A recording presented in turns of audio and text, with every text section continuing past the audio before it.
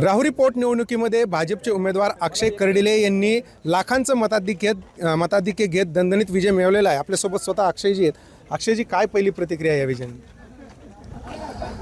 हा विजय मी माझ्या वडिलांना समर्पित करतो की हा विजय त्यांचा झालेला आहे, माझ्या वडिलांचा। त्यांनी 30-35 वर्ष जनतेमध्ये राहून काम केलेलं आहे, जनतेशी नाळ जुडली गेलेली आहे। प्रत्येकाची गरज साहेबांनी ओळखत या 30-35 वर्षामध्ये त्यांच्यासाठी काम केलेलं आहे।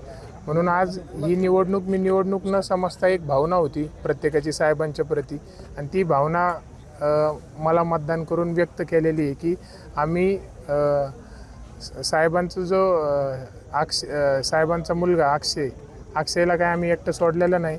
आम्ही अक्षयसोबत जसे कर्डिले साहेबांसोबत होतो खंबीरपणे, तसेच अक्षयसोबत बी एक कुटुंबातल्या सदस्यासारखेच खंबीरपणे उभा आहोत, हे मताच्या माध्यमातून जनतेने आज दाखवलं। बघितलं तर एक भावनिक किनार मोठी या निवडणुकीला होती। मुख्यमंत्र्यांची इच्छा होती की ही निवडणूक बिनविरोध व्हावी, तरी निवडणूक झाली आणि जनतेने तुमच्यावरती विश्वास दाखवला आहे। काय या सगळ्या संदर्भात? मुख्यमंत्री साहेब आणि कर्डिले साहेबांचं एक वेगळं नातं होतं, एक वेगळं प्रेम होतं।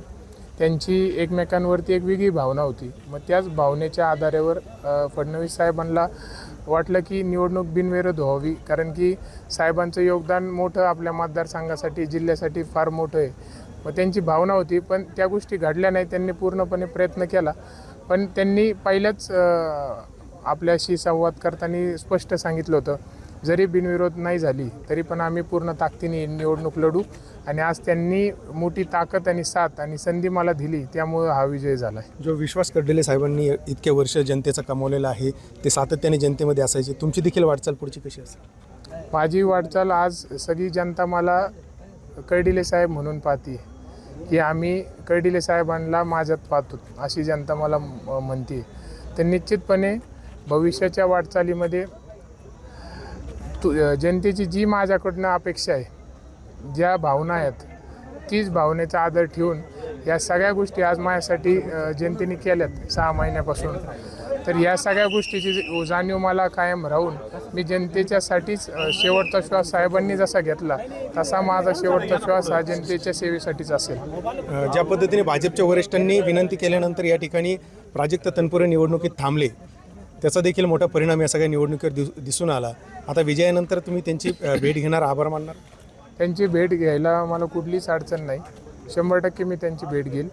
आज त्यांना इच्छा होती निवडणूक करण्याची, पण त्यांनी भावनेचा आदर ठेवता पक्षश्रेष्ठींना मान सन्मान केला आणि निवडणुकीमध्ये अर्ज न भरला।